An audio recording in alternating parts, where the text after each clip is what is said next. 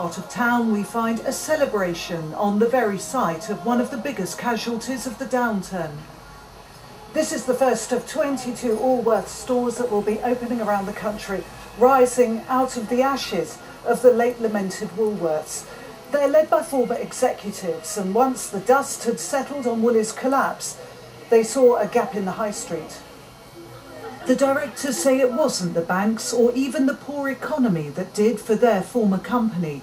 Its problems were of its own making, and that's why they think their prospects are buoyant. To be small enough in Allworth's case to be able to react to the market is what we need to do, and to tailor your costs accordingly, not to some extent disregard the cost base, but to operate the business in a profitable way. So you're quite sure you can make headway despite the conditions that brought down Woolies? Exactly, no, very much so. I'm looking forward to doing that and proving that actually there is an opportunity and the people out there want it. And you've only got to look in the store today to see the people. Opening 22 is where we're at in terms of the first stage. Who's to say we're not going to open more if they're successful? The value of a small operation is being felt at this startup. PeopleVox in High Wycombe has just 3 staff and set up last year to sell stock control systems to the UK.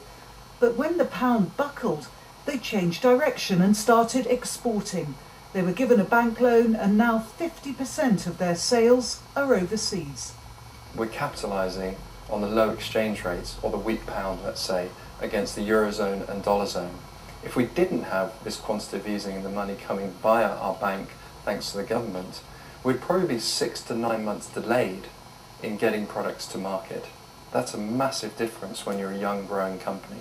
So you would have missed out effectively on the fact that the pound isn't worth very much? Absolutely. When all's said and done, the impact of quantitative easing is not easily measured. Even those who understand it don't pretend to know when we'll find out if it's having a positive or negative effect on the economy.